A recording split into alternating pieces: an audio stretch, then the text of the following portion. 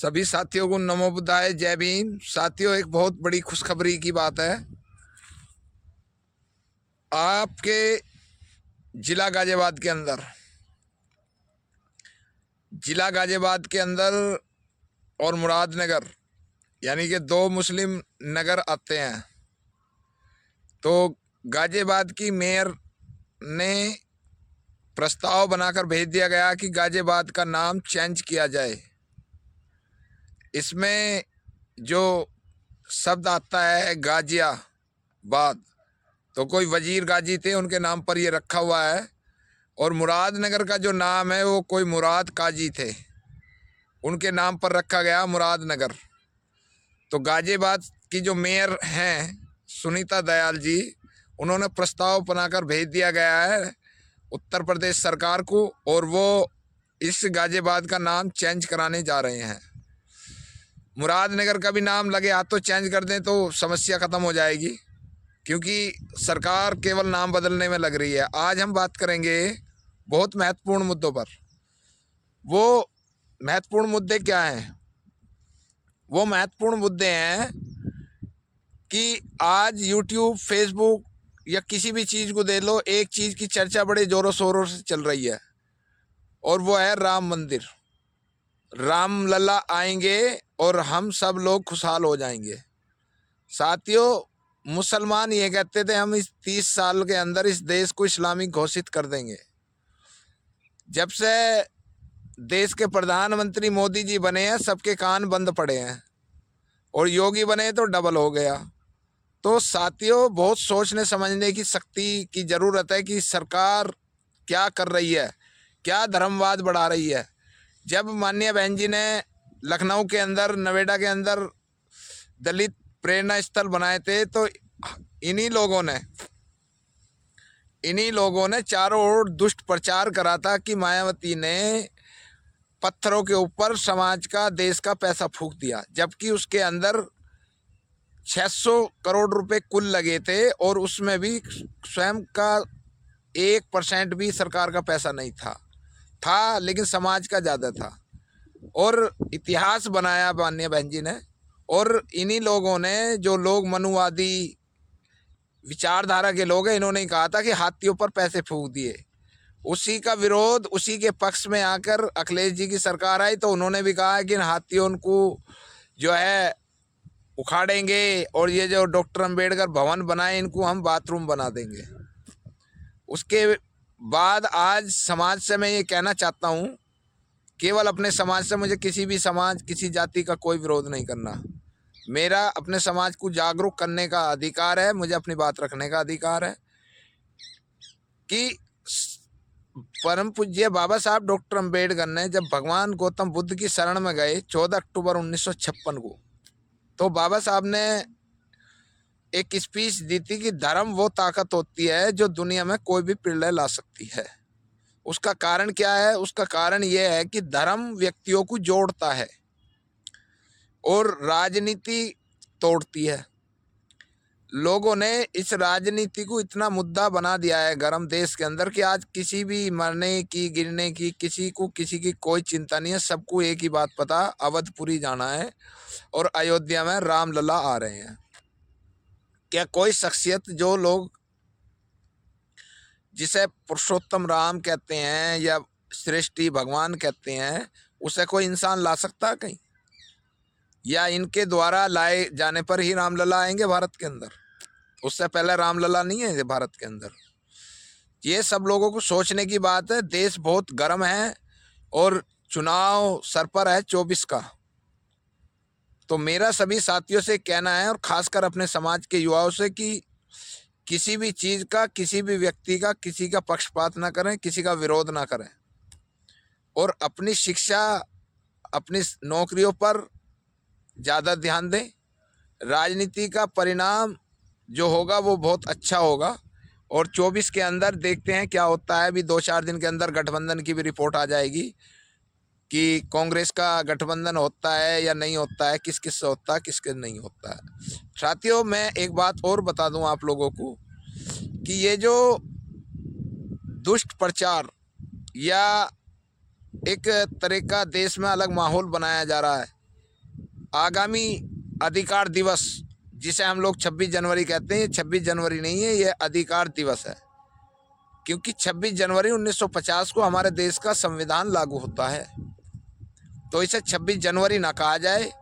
मेरा सभी से ये निवेदन है कि इसे अधिकार दिवस घोषित करा जाए और अधिकार दिवस ही इसे कहा जाए, और है भी ये अधिकार दिवस ही हमारा, क्योंकि गीता से हिंदू चले कुरान से मुसलमान, गीता से हिंदू चले कुरान से मुसलमान, क्रिश्चियन बाइबल से चलता है और गुरु ग्रंथ से चलता सरदार, लेकिन भारतीय संविधान से पूरा देश चलता है। जब ये देश के प्रधानमंत्री माननीय मोदी जी बने थे, तो इनकी सबसे पहली सभा थी, आप लोगों ने गौर करा नहीं करा मुझे नहीं पता, मुझे पता है कि मैंने इनका गौर करा। इनकी सबसे पहली सभा रोहिणी के अंदर जापानी पार्क है, उसमें इनकी विशाल जनसभा थी।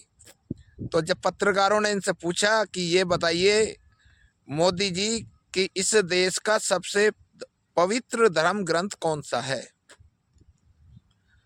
तो उन्होंने बहुत सुंदर जवाब दिया। मैं कोई पक्षपात नहीं हूँ बीजेपी का या किसी भी पार्टी का, ये ध्यान रखें। उन्होंने कहा भारतीय संविधान इस देश का सबसे पवित्र ग्रंथ है, क्योंकि संविधान सबको न्याय, सबको भाईचारा, सबको स्वतंत्रता, सबको आज़ादी और कानून के दायरे में रहने की इजाज़त देता है। कोई बड़ा नहीं है, सबके धर्म बराबर है। और एक बात और नारा चलता है, जब भी अधिकार दिवस आएगा 26 जनवरी आज़ादी दिवस, तो उस पर एक गाना चलता है बड़े धूमधाम से, और अभी से चलना चालू हो गया है वो, ये हिंदू मुस्लिम सिख ईसाई आपस में सब भाई भाई। अब इनसे यूँ पूछ लो कि हिंदू मुस्लिम सिख ईसाई ही रहे हैं इस देश के अंदर, और लोग न रहते, बुद्धिस्ट भी रहे हैं, जैनी भी रहे हैं, पारसी भी रहे हैं, और भी लोग रहते होंगे। तो इन चारों का ही देश है, ये हमारा देश नहीं है। आप सब लोग इन छोटी छोटी चीज़ों पर गौर फरमाएंगे और इनको अमल में लाएंगे।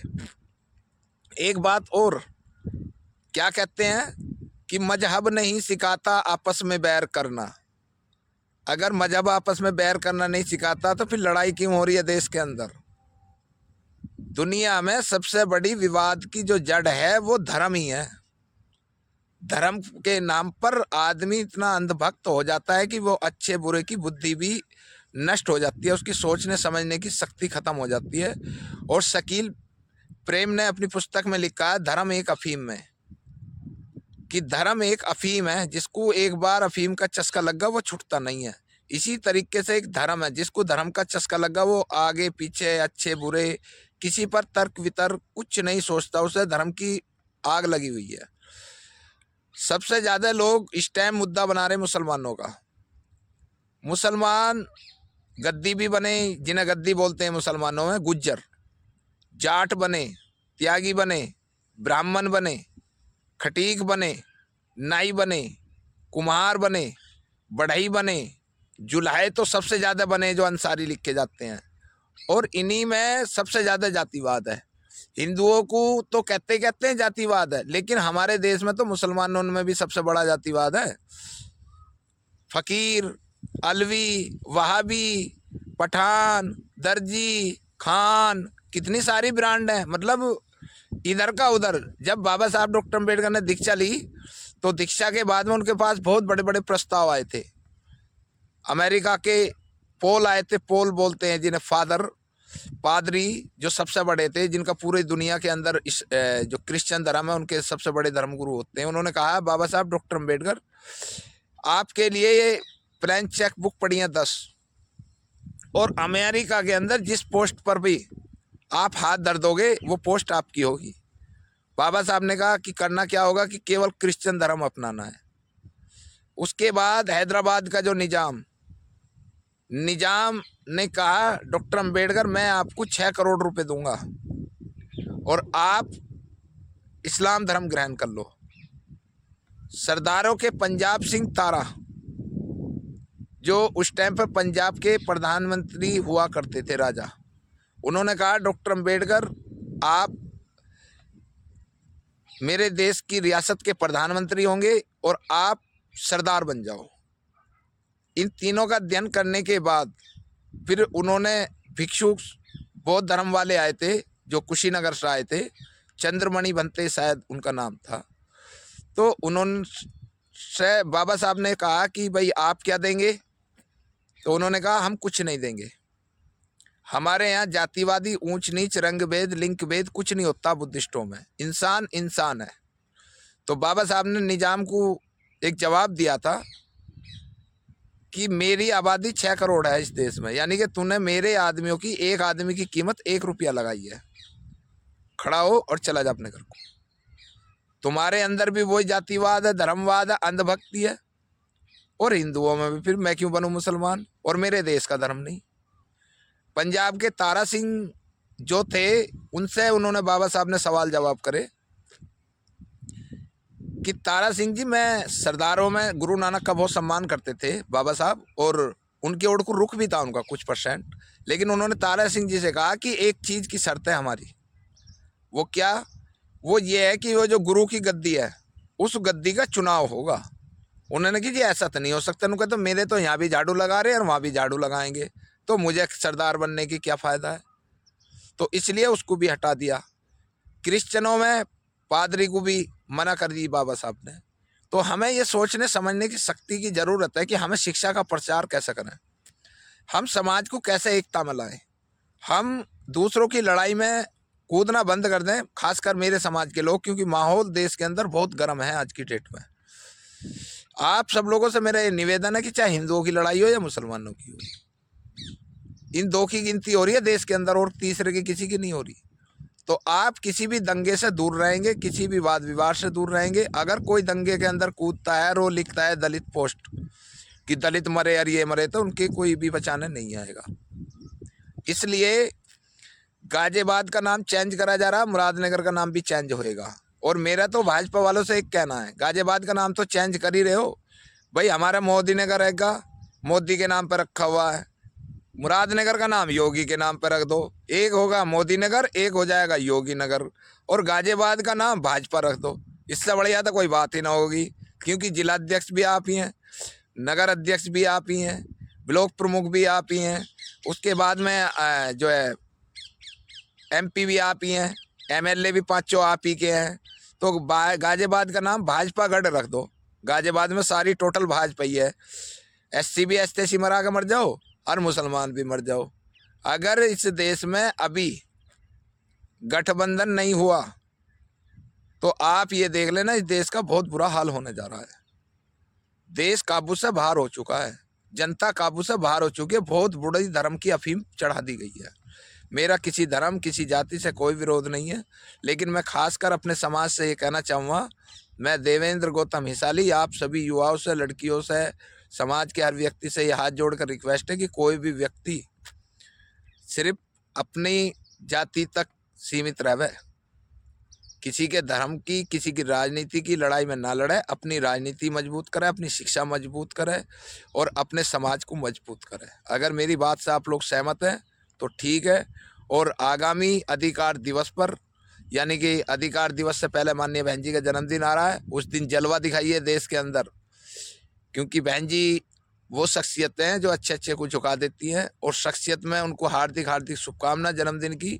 ज़्यादा से ज़्यादा जलवा गाजियाबाद के अंदर होना चाहिए, कि पैसे वाली भीड़ नहीं है ये दिल से चाहने वाली भीड़ है। और अधिकार दिवस पर ज़्यादा से ज़्यादा अच्छे से अच्छे अफसरों को बुलाइए जो हमारे समाज को आगे बढ़ाने के लिए प्रयास करें। हमारे ही समाज का अफसर होना चाहिए, OBC समाज का कोई भी अफसर हमारे मंच पर नहीं होना चाहिए, ना नेता, ना अभिनेता, ना राजनेता, ना कोई नहीं होना चाहिए। इन्हें केवल व्हाट्सएप, यूट्यूब, फेसबुक पर रखो और इनका प्रचार बिल्कुल बंद करें।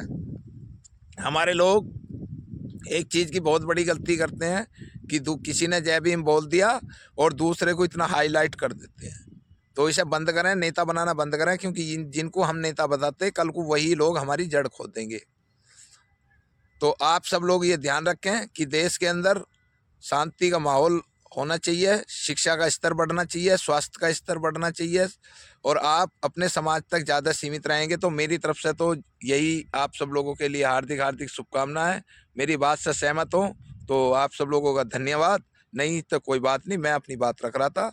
गाजियाबाद का नाम चेंज होने का प्रस्ताव जा चुका है, अब प्रशासन इसका क्या नाम रखेगा वो वक्त बताएगा। मेरा गैल में कहना यह है कि मुरादनगर का नाम भी चेंज कर दिया जाए। नमो बुद्धाय, जय भीम।